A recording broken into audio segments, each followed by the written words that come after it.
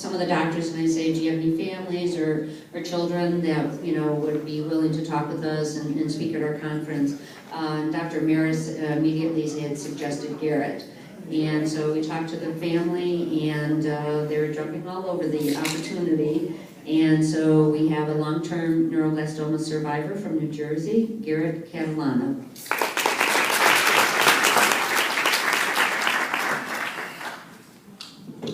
Good afternoon, everybody. This is a photo of me taken when I was about 18 months old, when I was a patient at the Children's Hospital of Philadelphia. And this is a photo of me about a month ago when I graduated from high school.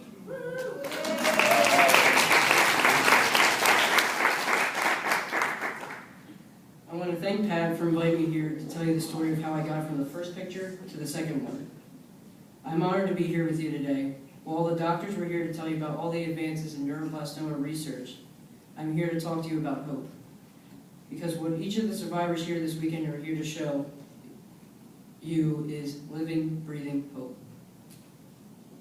There are so many things about my life that I'm very fortunate. One of them is when I was so young, when I was diagnosed, I don't remember the surgeries, the treatment, or the hospital stays. I was too young to worry, so that was left up to my parents.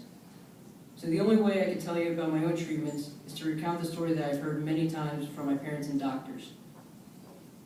I was 15 months old when my pediatrician at home felt a lump in my stomach during a routine checkup. I had no symptoms and was not sick at all.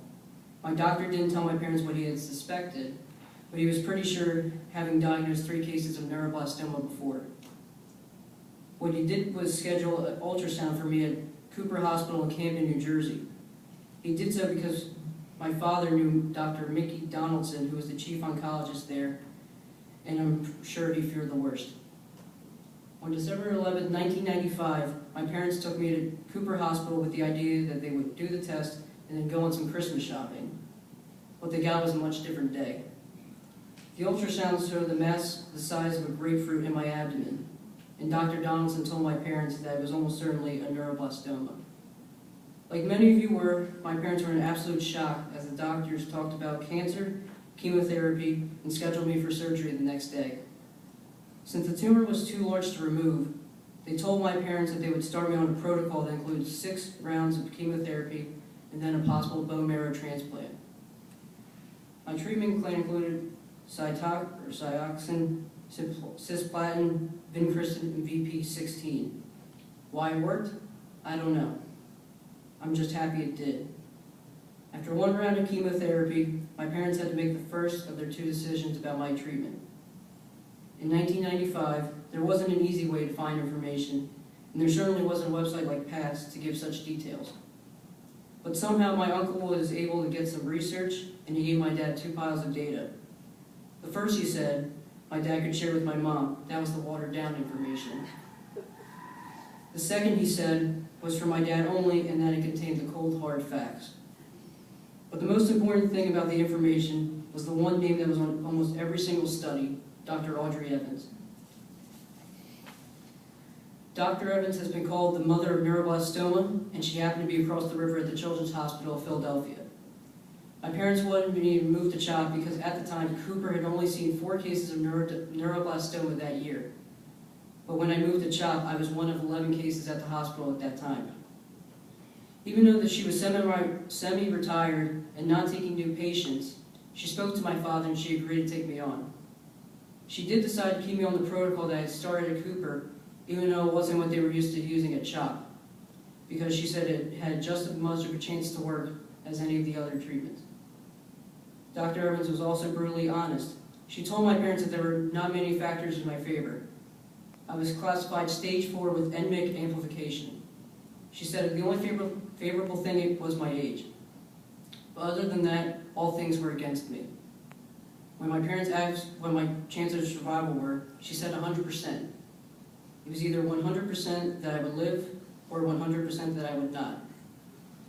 Really, at that time, the long-term survival rate with someone like me was about 10%.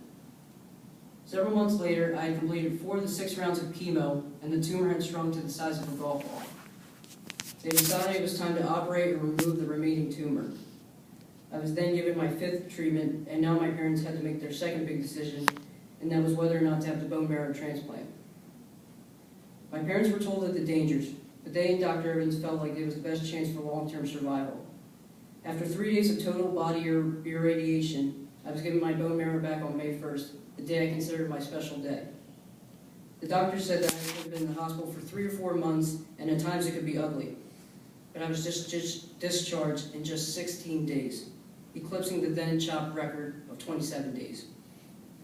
The doctors had told my parents that because of the chemotherapy and radiation, I could have many issues: hearing or vision loss, eating and learning problems, and certainly growth issues. My hearing and sight have never been an issue my entire life. I don't have any eating disorders. And as far as learning issues, I just graduated in the top 20 in my class from one of the best college preps in New Jersey with a 93 average.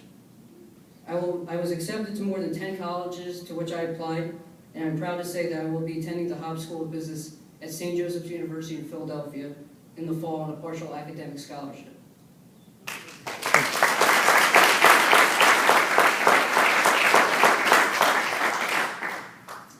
Doctors did get something right, though.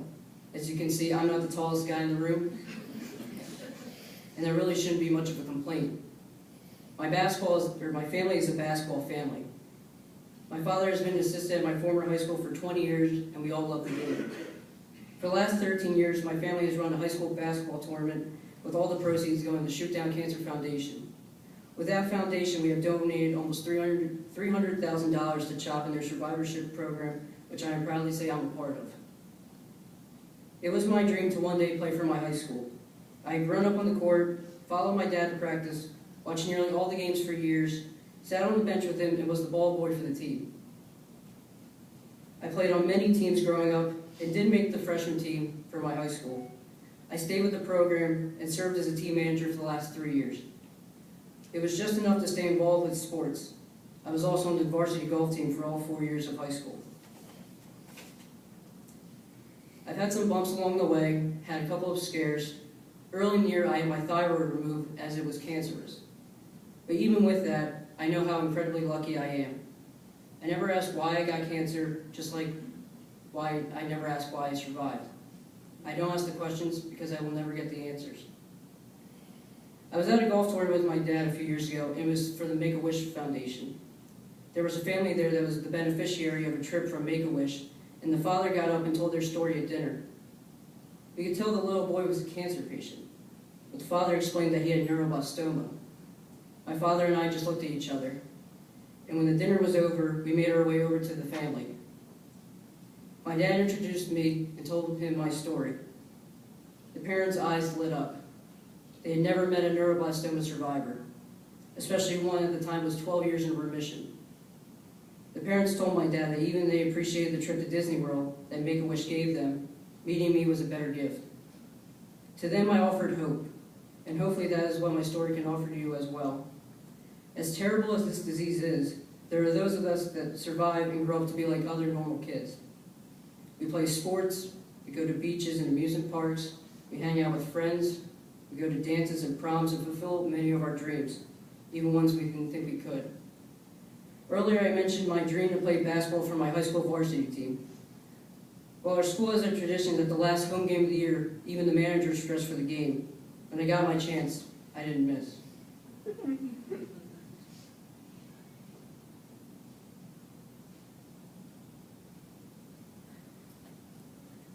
Because in after 3, so with a big lead, Rodeo lets some of the senior managers dress and get into the ball game. Number 42 is Garrett Catalana for 3.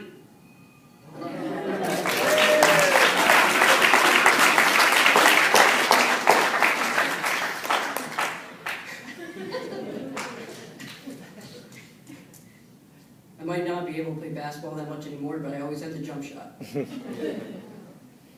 I realize how incredibly fortunate I am, and none of that would be possible without the support of my family, especially my parents and sisters, and not without the dedication of my doctors at CHOP and Cooper.